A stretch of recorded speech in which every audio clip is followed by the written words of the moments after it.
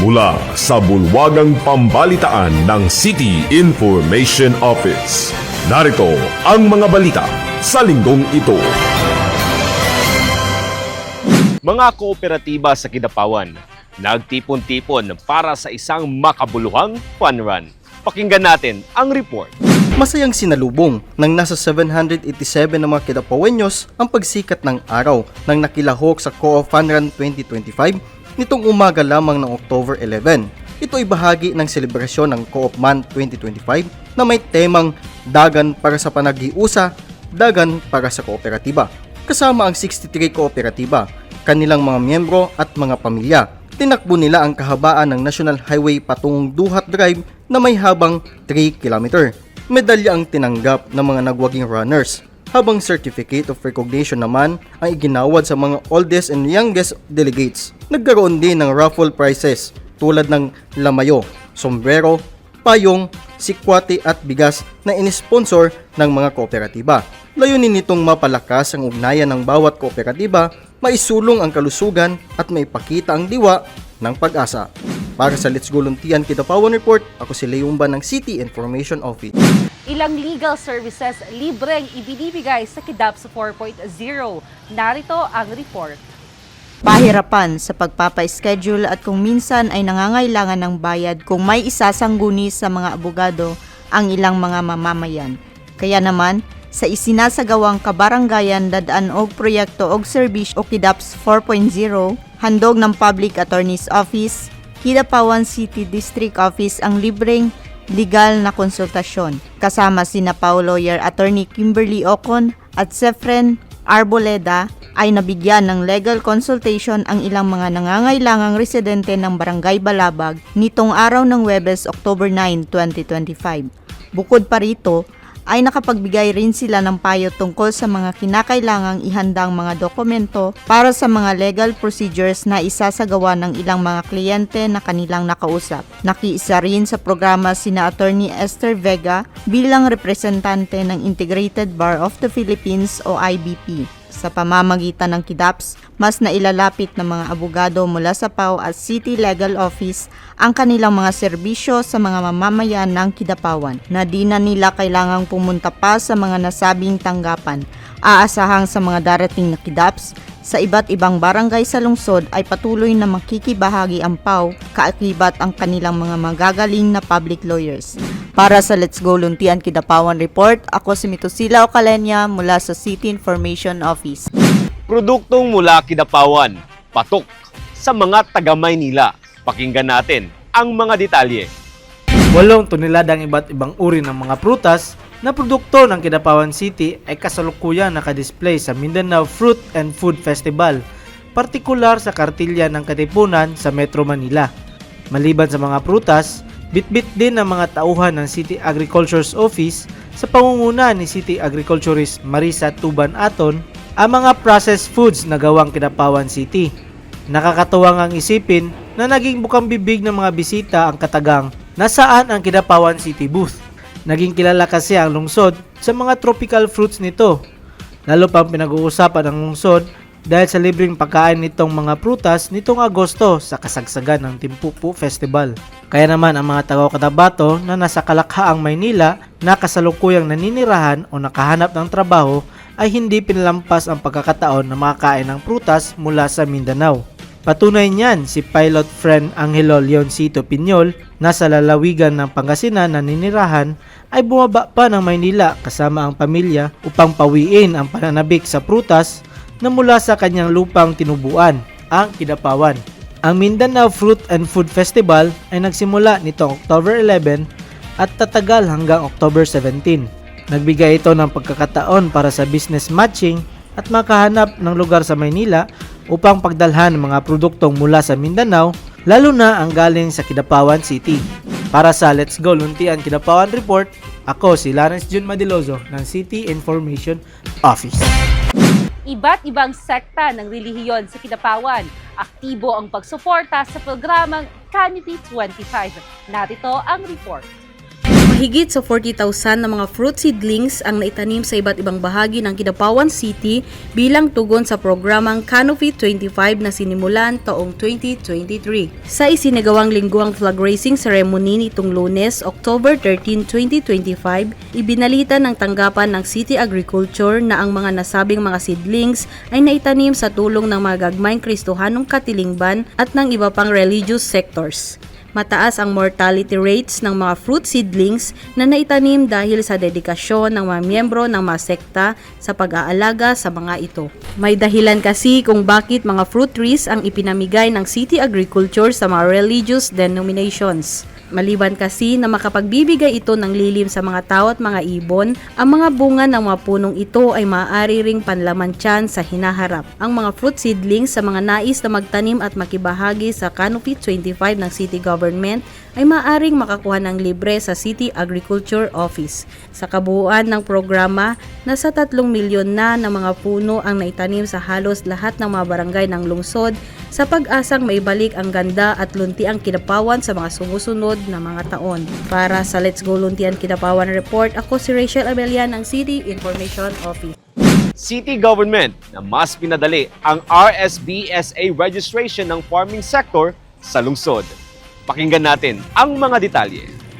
Malaking tulong ang hatid ng pagpapatala sa Registry System for Basic Sectors ng Agriculture or RSBSA sa sektor ng pagsasaka sa lungsod. Sa pamamagitan kasi ng RSBSA, mas madali na makatanggap ng tulong ang mga magsasaka mula sa Department of Agriculture at mga partner agencies nito. Nasa 8,052 na ng mga farmers, fisher folks, at farm laborer ang nakarehistro sa database ng RSBSA. Ayon pa sa Office of the City Agriculturist na siyang nangangasiwa sa registration. Nabigyan ng access sa mga nabanggit na makatanggap ng assistance gaya ng subsidies para sa kanilang pananim, farm inputs, kapital sa kabuhayan, loan programs, insurance sa mga nasirang pananim sa panahon ng kalamidad at iba pang tulong. Patuloy na hinihikayat pa rin ang iba pang mga sektor sa pagsasaka na pumunta sa tanggapan ng City Agriculturist para makapagpatala at makatanggap ng tulong sa pamamagitan ng RSBSA. Para sa Luntian Kidapawan Report, Lloyd Keswasay ng City Information Office.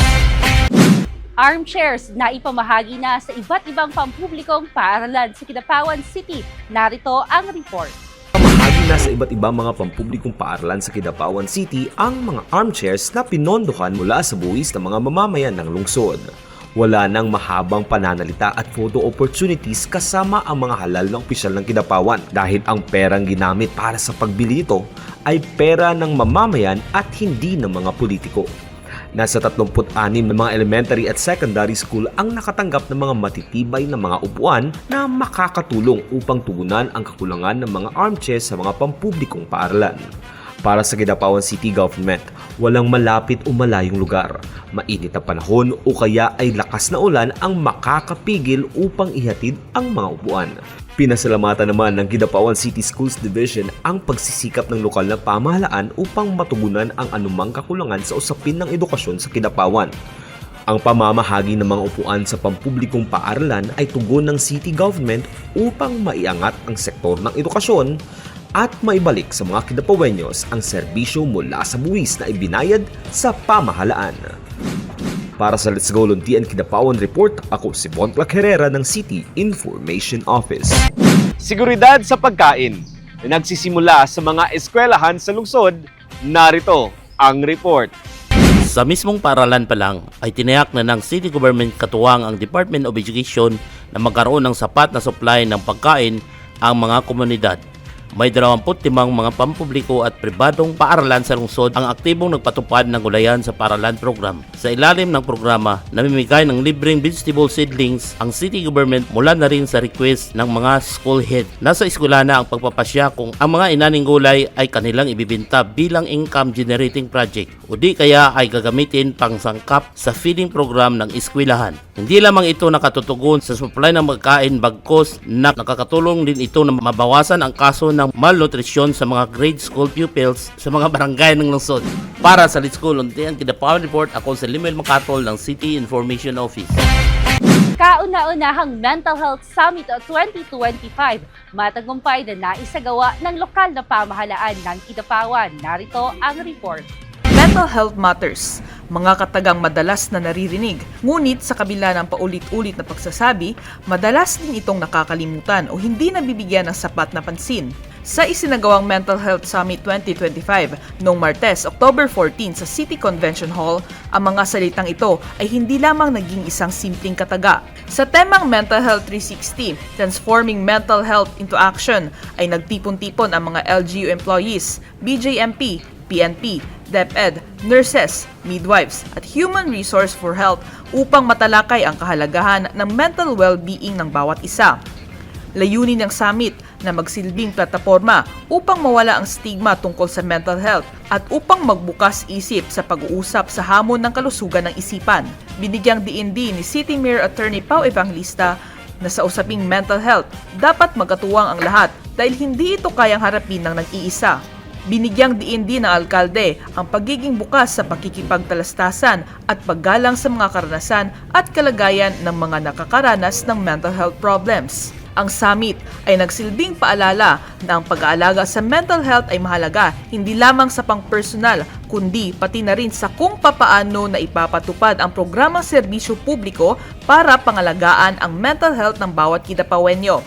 Para sa Let's Go Luntian Kidapawan Report, ako si Jelika Kate Canansial ng City Information Office. Mga lolo at lola sa Kidapawan, sabay na nagtanim ng mga puno sa pagdiriwang ng Elderly Filipino Week. Pakinggan natin ang mga detalye. Mula bata hanggang sa matatanda, ang pagtatanim ng puno ay isang paalaala na ang bawat isa anuman ang edad ay may bahagi sa pag-aalaga ng ating kalikasan. Ipinakita ito ng mga senior citizens ng Kidapawan City nang makiisa sa pagtatanim ng punong lawaan bilang bahagi ng 2025 National Celebration of Elderly Filipino Week na may temang Embracing Age, Living a Life with Dignity and Purpose. Isinagawa ang tree planting nitong umaga ng Miyerkules, October 15, 2025 sa Barangay Singaw kasama ang mga kawani ng LGU Kidapawan, National Commission on Senior Citizens Region 12 at PhilHealth. 300 mga punong kahoy ang naitanim ng mga 60 participants kung saan ipinakita ng mga lolo at lola na walang piling henerasyon ang pangangalaga sa kalikasan. Inaasahan naman na ang mga itinanim na mga puno ay nagsisilbing paalala ng pagmamahal at pagkalinga sa ating kalikasan. Para sa Let's Go Luntian Kidapawan Report, ako si Sheila Panerio mula sa City Information Office. Mahigit 100 mga asosasyon sa Kidapawan City na kinabang sa Luntian Rice Program. Pakinggan natin ang report.